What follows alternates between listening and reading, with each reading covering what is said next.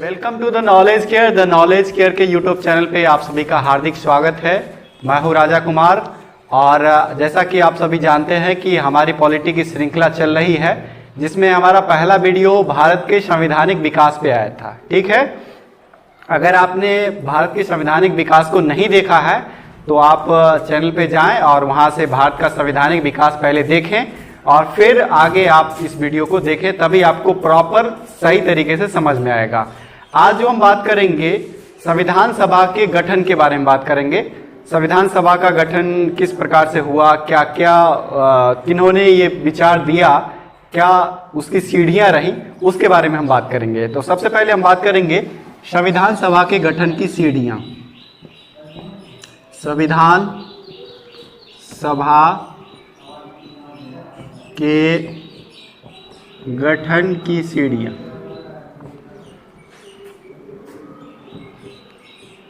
ठीक है, तो संविधान सभा की गठन की सीढ़ियां में सबसे पहले जो हमारा ये आपको जानकारी हो कि सबसे पहले जो स्वराज्य शब्द का इस्तेमाल किया गया वो किया गया आपका दयानंद सरस्वती के द्वारा। ठीक है, और उन्होंने एक स्लोगन दिया था कि भारत भारतीयों के लिए, जिसका मतलब है कि भारत का जो शासन है वो भारतीयों के द्वारा ही किया जाए और भारत भारतीयों के हाथ में ही हो। तो सबसे पहले स्वराज शब्द की जो शुरुआत की,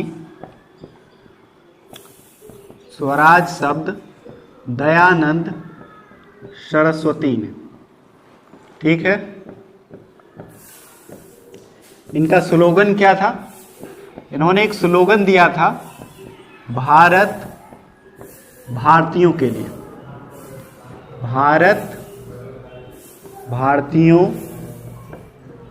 के लिए। ठीक है, तो सबसे पहले दयानंद सरस्वती ने बताया कि भारत भारतीयों के लिए होना चाहिए। इनका स्वराज शब्द को इन्होंने इंट्रोड्यूस किया।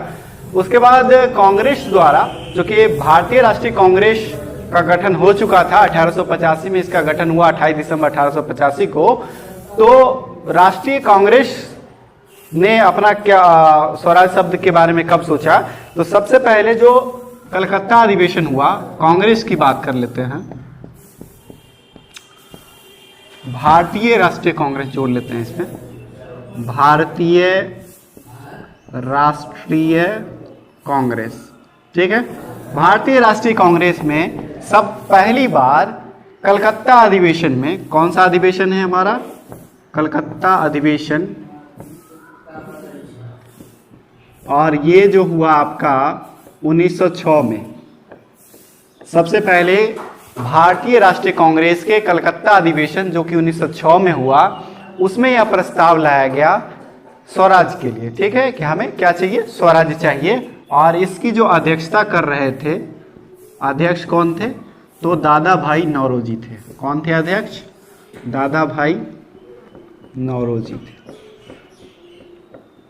ठीक है, पहली बात दयानंद सरस्वती ने स्वराज शब्द को इंट्रोड्यूस किया, उन्होंने एक स्लोगन दिया, भारत भारतीयों के लिए। दूसरी चीज, भारतीय राष्ट्रीय कांग्रेस ने कलकत्ता अधिवेशन में 1906 का जो कलकत्ता अधिवेशन हुआ उसके तहत बताया, और उसकी अध्यक्षता कौन कर रहे थे? दादा भाई नौरोजी कर रहे थे। ठीक है, इसके बाद बाल गंगाधर तिलक का एक बहुत अच्छा सा स्टेटमेंट है। किसका स्टेटमेंट है? बाल गंगाधर तिलक का। बाल गंगाधर तिलक, इन्होंने एक बहुत अच्छी बात कही थी। क्या कहा था इन्होंने? इन्होंने कहा था कि स्वराज्य हमारा जन्मसिद्ध अधिकार है और मैं इसे लेकर रहूंगा। क्या कहा था इन्होंने? स्वराज हमारा जन्मसिद्ध अधिकार है, जन्मसिद्ध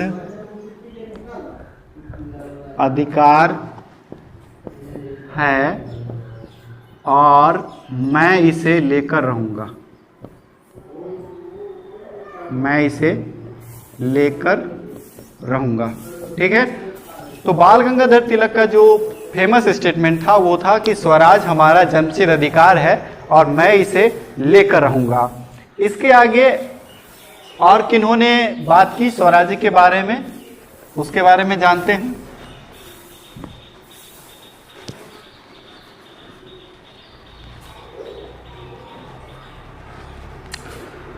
तो स्वराज शब्द का जो अर्थ है वो हर्षरत मोहानी जी ने स्वराज का अर्थ, स्वराज का अर्थ किसने बताया? तो हसरत मोहानी ने।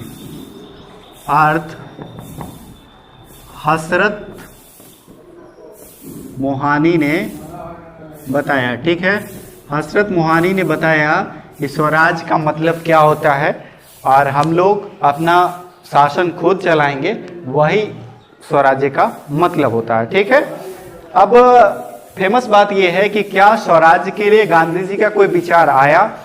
तो गांधी जी 1915 में, आपको मालूम हो कि दक्षिण अफ्रीका से लौटे थे, तो उन्होंने 1922 में, गांधी जी का क्या स्टेटमेंट रहा था, गांधी जी इनके बारे में जान ले। तो गांधी जी ने 1922 में कहा, 1922 में इन्होंने कहा कि भारत का संविधान भारतीयों के द्वारा तैयार किया जाएगा, ठीक है। भारत का संविधान किसके द्वारा बनाया जाएगा? इनका फेमस स्टेटमेंट था, भारत का संविधान भारतीयों के द्वारा, भारत का संविधान भारतीयों के द्वारा बनाया जाएगा, ठीक है। गांधी जी का विचार आया कि भारत का संविधान किसके द्वारा बनाया जाएगा? तो भारतीयों के द्वारा बनाया जाएगा, ठीक है।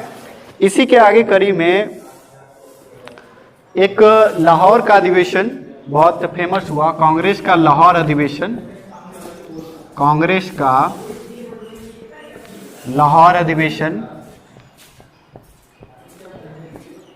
इससे प्रश्न हमेशा बनते हैं कि कांग्रेस का जो लाहौर अधिवेशन था वो आपका 1929 का, कब हुआ था? 1929 का, जिसमें यह लक्ष्य रखा गया, स्वराज्य प्राप्ति का लक्ष्य रखा गया। क्या लक्ष्य क्या था? इसमें लक्ष्य था आपका स्वराज प्राप्ति, ठीक है। क्या था लक्ष्य? कांग्रेस ने क्या लक्ष्य रखा कि हमें क्या चाहिए? स्वराज प्राप्ति चाहिए। सबसे पहले स्वराज को कांग्रेस ने सिर्फ पारित किया था दादा भाई नौरोजी की अध्यक्षता में, जो कलकत्ता अधिवेशन हुआ था 1906 में, लेकिन उसे लक्ष्य के रूप में तब्दील किया गया कि हमें क्या चाहिए, अब प्राप्त करके ही रहना है, और ये 1929 को हुआ। दोस्तों, इसका जो लिंक है वो इस बात में भी है कि जब हमारा संविधान तैयार हुआ था तो वो 26 नवंबर 1949 को ही तैयार हो गया था, लेकिन उसे 26 जनवरी 1930 को जो लागू किया गया, उसकी वजह यही थी कि जो लक्ष्य रखा गया था वो 26 जनवरी 1929 को ही लक्ष्य रख लिया गया था, और 26 जनवरी 1930 को क्या किया गया था? पहली बार स्वाधीनता दिवस मनाया गया था, और इसी वजह से हम लोग संविधान को थोड़ा सा लागू करने में हम लोगों ने समय लिया, और उस दिन का महत्व कम न पड़ जाए, और इसी वजह से हम लोग 26 जनवरी को क्या करते हैं? गणतंत्र दिवस के रूप में मनाते हैं। अब आगे हम बात करेंगे कि ये तो हो गया कांग्रेस ने यहाँ पे लक्ष्य रखा स्वराज्य प्राप्ति का। इसके आगे, इससे पहले हुआ क्या था? इससे पहले नेहरू कमेटी का जो रिपोर्ट आया था, नेहरू ने एक कमेटी का गठन किया था, नेहरू कमेटी की रिपोर्ट, ठीक है। उसमें क्या हुआ कि साइमन कमीशन का जो चैलेंज था, साइमन कमीशन के चैलेंज को एक्सेप्ट किया। साइमन कमीशन, आपको याद हो कि साइमन कमीशन का गठन नवंबर 1927 में हुआ था, और वो भारत कब आया था? तो फरवरी 1928 में। तो साइमन कमीशन के चैलेंज को एक्सेप्ट किया गया। क्या किया गया? चैलेंज को एक्सेप्ट किया, ठीक है। क्या था चैलेंज? तो साइमन कमीशन का चैलेंज था कि आप अपना संविधान खुद से बना सकते हैं क्या? तो उसे नेहरू कमेटी ने स्वीकार किया कि हाँ, मैं अपना संविधान खुद बना सकता हूं।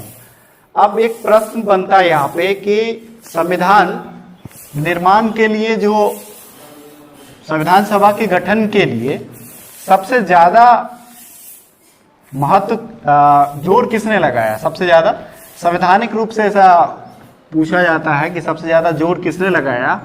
तो आपको पता हो कि एक लेफ्ट के नेता थे, लेफ्ट यानी वामपंथी, उसमें एम.एन. राय थे। इन्होंने सबसे ज्यादा इस पर जोर डाला था कि हमें क्या चाहिए, संविधान सभा का गठन करवाइए और हम अपना संविधान खुद बनाएंगे। एम.एन. राय का पूरा नाम है मानवेंद्र नाथ राय, ठीक है, मानवेंद्र नाथ रॉय। ये लेफ्ट के नेता थे, ठीक है, और इन्होंने सबसे ज्यादा जोर डाला था कि हमें क्या चाहिए, संविधान सभा का गठन करिए और हम खुद इस पर काम करेंगे, ठीक है। तो सबसे पहले हम ये जानते हैं कि ये था हमारा संविधान सभा के गठन की सीढ़ियां, कि किन किन लोगों ने इसके बारे में बात की, किन्होंने इसको स्टार्ट किया, किन्होंने ज्यादा जोर डाला। अब हम बात करेंगे कि क्या अंग्रेजों ने स्वीकार कर लिया इस बात को। तो सबसे पहली बार अंग्रेज का एक अगस्त प्रस्ताव आया, अगस्त प्रस्ताव।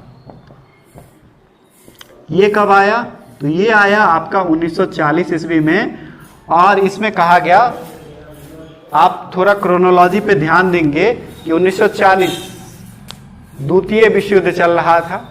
आपको याद हो कि द्वितीय विश्व युद्ध 1939 में स्टार्ट हो गया था। तो द्वितीय विश्व युद्ध में जो मित्र राष्ट्र थे उनकी हार हो रही थी और उन पे दबाव बन रहा था। इधर भारतीयों का भी दबाव था। इधर जब गर्मपंथियों का चरण शुरू हुआ और गांधी जी जब भारत आए तो उन्होंने प्रेशर क्रिएट करना शुरू किया, जिस वजह से उन्हें एक प्रस्ताव लाना पड़ा और अगस्त प्रस्ताव 1940 लाया गया, जिसके तहत यह कहा गया, सब पहली बार स्वीकार किया गया, इसमें स्वीकार किया गया किस बात को लेकर, स्वीकार संविधान सभा, संविधान सभा को स्वीकारा कि ठीक है आप लोग नहीं मान रहे हैं तो हम क्या करते हैं, संविधान सभा का गठन कर देंगे, हालांकि अभी विश्व युद्ध चल रहा है, ठीक है। तो उसमें एक प्रावधान किया गया, यह कहा गया कि अधिकतर लोग क्या होंगे, भारतीय होंगे। यह जो प्रस्ताव है यह विफल क्यों रहा, इसका कारण यह है, विफलता का कारण यह सक्सेस नहीं रहा, इसका वजह यह था, उसमें कहा गया कि अधिकतर लोग भारतीय होंगे। शब्द पे गौर कीजिएगा, अधिकतर लोग भारतीय होंगे। इसका मतलब क्या, इसका मतलब यही है कि इसमें कुछ लोग अंग्रेज भी हो सकते हैं। ऐसा उन्होंने इनडायरेक्ट वे में यह कहा, जिसे ठुकरा दिया गया। कहा कि नहीं, ये जो शब्दावली है ये ठीक नहीं है, इस अधिकतर लोग नहीं, सारे के सारे भारतीय होंगे और हमने जो स्वराज्य का मतलब दिया है उससे थोड़ा सा भी कंप्रोमाइज नहीं करेंगे, ठीक है। तो इस तरह से यह असफल रहा और इसके आगे अब भेजा गया किसे, तो क्रिप्स मिशन को। आपको ज्ञात हो कि क्रिप्स मिशन भी भारत आया था और किस वजह से आया था, तो यहाँ की जो परिस्थितियां थी इस वजह से क्रिप्स मिशन को आना पड़ा। जानते हैं क्रिप्स मिशन के बारे में,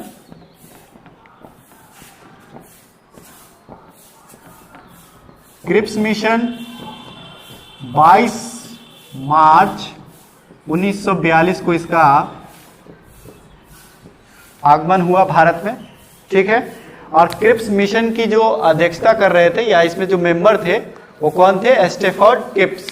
कौन थे, स्टेफर्ड क्रिप्स, ठीक है। इस मिशन का जो नेतृत्व कर रहे थे वो थे स्टेफर्ड क्रिप्स।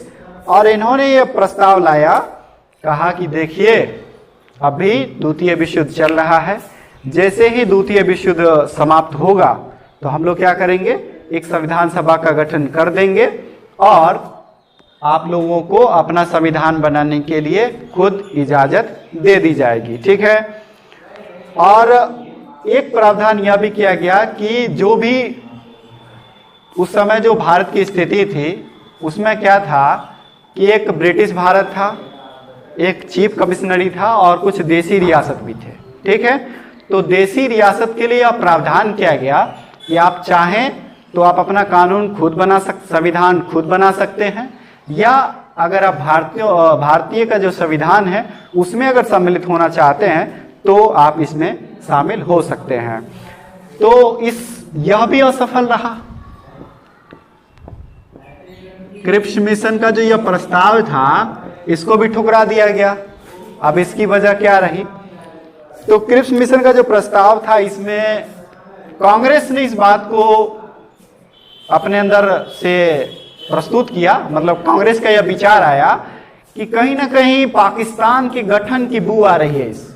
ये जो मिशन है इसमें पाकिस्तान की गठन की बू आ रही है, यानी कि आप अप्रत्यक्ष रूप से पाकिस्तान की मांग को स्वीकार कर रहे हैं और इसी वजह से हम इस बात को नहीं मान रहे हैं और क्रिप्स मिशन आपका इसी बात से असफल रहा। और यह भी कहा गया कि हमें पूर्ण औपनिवेशिक नहीं चाहिए, हमें क्या चाहिए? पूर्ण स्वराज्य का जो हमारा लक्ष्य है उसी बात पर हम अब भी अडिग हैं और आगे भी अडिग रहेंगे। इसमें यह प्रावधान था कि औपनिवेशिक रखा जाएगा, कानून तो आप खुद बनाएंगे ही, लेकिन जो शासन का जो सेंटर है वो कहाँ रहेगा? ब्रिटेन में रहेगा, जिसे इस वजह से इसको क्या किया गया? अस्वीकार कर दिया गया। ठीक है, अब आगे बात करते हैं। तो इसमें मुस्लिम लीग भी शामिल था। मुस्लिम लीग ने क्यों अस्वीकार किया? तो मुस्लिम लीग ने कहा कि आप स्पष्ट रूप से पाकिस्तान के गठन की बात करिए, तब जाकर हम बात मानेंगे, नहीं तो नहीं मानेंगे। तो दोनों का अलग अलग था। कांग्रेस ने क्या कहा? कांग्रेस का मत था कि आप अप्रत्यक्ष रूप से पाकिस्तान का मांग स्वीकार कर लिए, अप्रत्यक्ष रूप से पाकिस्तान की गठन का संदेह। ठीक है, और मुस्लिम लीग का क्या था? तो मुस्लिम लीग का कहना था कि स्पष्ट रूप से पाकिस्तान पर विचार कीजिए, स्पष्ट रूप से पाकिस्तान के गठन का प्रावधान नहीं है।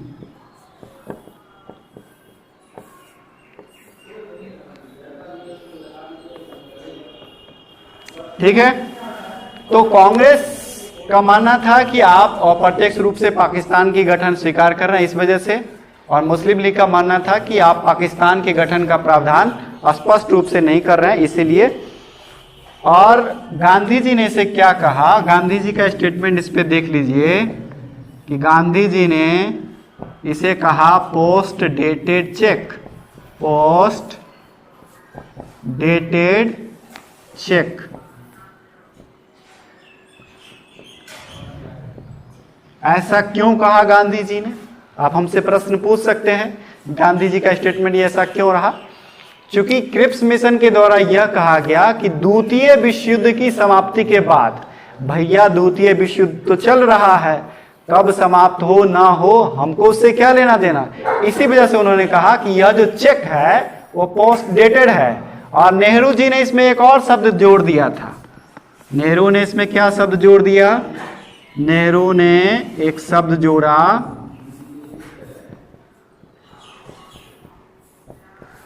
और उन्होंने जोड़ दिया इसमें बैंकरप्ट बैंक। कौन सा जोड़ दिया? बैंकरप्ट बैंक, मतलब दिवालिया बैंक, ऐसा बैंक जिसके पास देने को कुछ है ही नहीं और वह एक चेक दे रहा है। ठीक है, तो इस वजह से हमारा जो क्रिप्स मिशन है वो, उसकी जो योजनाएं हैं, उसकी जो घोषणाएं हैं, वो भी आपका असफल रही। ठीक है, अब आगे हम बात करेंगे बेबेल प्लान की। ठीक है, देखते हैं बेबेल प्लान क्या था, बेबेल योजना क्या था।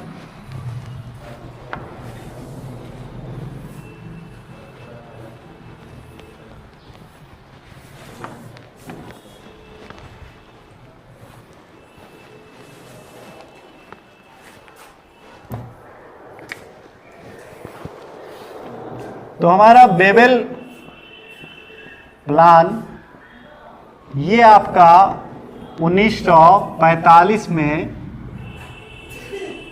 इसका गठन हुआ, और जिसमें उस समय के जो तत्कालीन वायसराय थे वो थे लॉर्ड बेवेल। ठीक है, वायसराय कौन थे? Lord Wavell. और उन्होंने यह एक प्लान बनाया, इसी वजह से इसका क्या नाम रखा गया?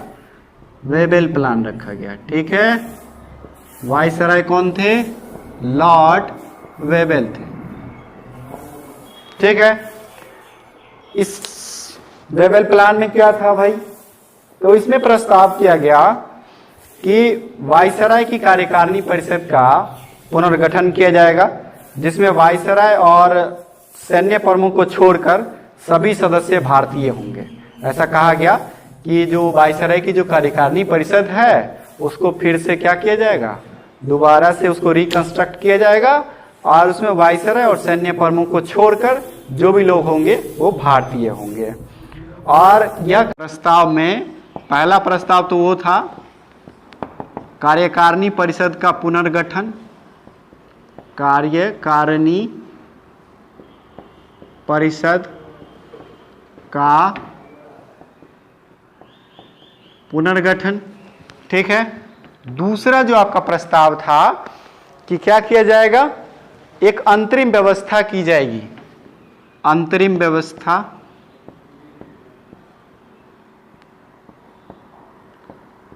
अंतरिम व्यवस्था क्या किया जाएगा? जब तक संविधान तैयार नहीं होगा तब तक यह जो काम है, भारत का जो शासन है, वो कार्यकारिणी परिषद के माध्यम से ही होगा। ठीक है, और एक और इसमें प्रस्ताव लाया गया कि जो भी गिरफ्तार नेता हैं, गिरफ्तार आंदोलनकारी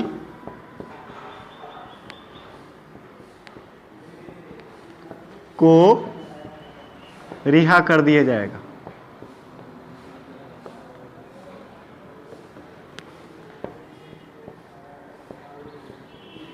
ठीक है, भारत छोड़ो आंदोलन के तहत जो भी नेता गिरफ्तार हुए थे, जो भी आंदोलनकारी गिरफ्तार हुए थे, उनको क्या किया जाएगा? उनको छोड़ दिया जाएगा।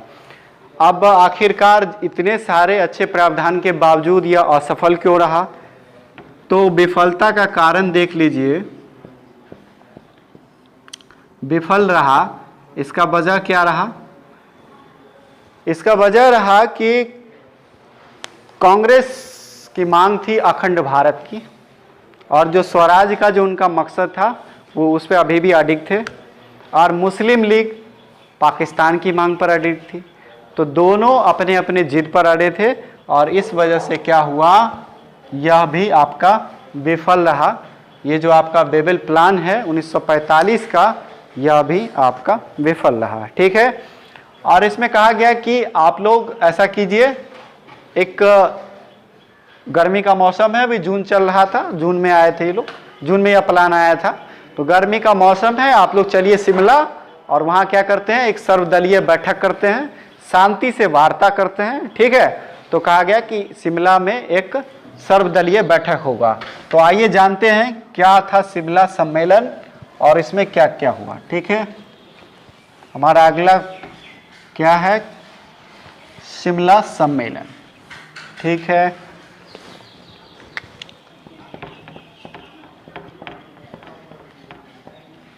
शिमला सम्मेलन। ठीक है, शिमला सम्मेलन जो हुआ आपका वो 25 जून 1945 को यह स्टार्ट हुआ था। जून में ही स्टार्ट हुआ था, गर्मी का मौसम था, और ये चला आपका 14 जुलाई तक। ठीक है, इसमें क्या हुआ? यह एक सर्वदलीय सम्मेलन था। कैसा सम्मेलन था? सर्वदलीय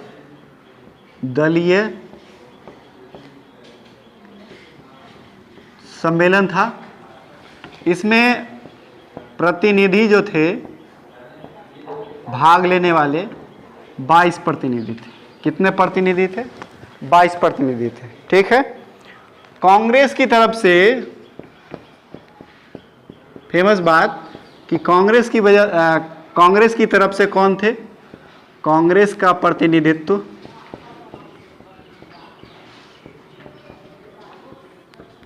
मौलाना अबुल कलाम आजाद। मौलाना अबुल कलाम आजाद।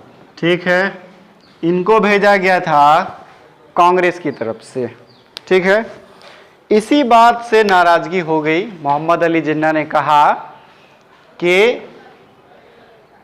मुस्लिम लीग ही सिर्फ मुस्लिमों को भेजेगी और कांग्रेस क्या करेगी, कांग्रेस को कोई हिंदू प्रतिनिधित्व भेजना चाहिए। ठीक है, तो यह जो सम्मेलन था इसी बात पे असफल रहा। इसका विफल होने का कारण ये था कि दोनों जो समूह थे, मुस्लिम लीग और कांग्रेस, वो दोनों क्या हुए, सांप्रदायिकता के बातों पर क्या हुए, सांप्रदायिकता के बातों पर अडिग थे और इस वजह से यह विफल रहा सांप्रदायिक के कारण।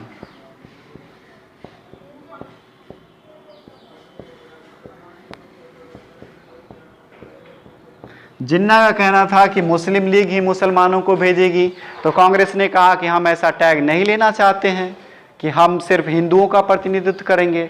हमारे लिए हिंदू, मुस्लिम, सिख, ईसाई सारे बराबर हैं और हमारे तरफ से कोई भी प्रतिनिधित्व हो सकता है। ठीक है, तो आपको जिसको भेजना है भेजिए। आप मुस्लिम लीग हैं और मुसलमानों का टैग लेना चाह रहे हैं, मुस्लिमों के हितैषी बनना चाह रहे हैं तो आप बने, लेकिन मैं हिंदुओं की पार्टी का टैग नहीं लूँगा। मेरे लिए सारे धर्म के लोग और सभी लोग बराबर हैं।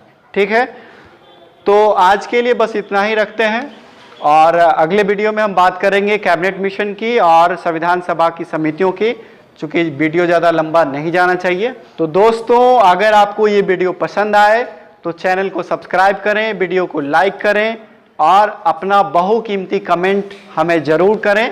आपको ये वीडियो कैसा लगा। मिलते हैं अगले वीडियो में, तब तक के लिए नमस्कार।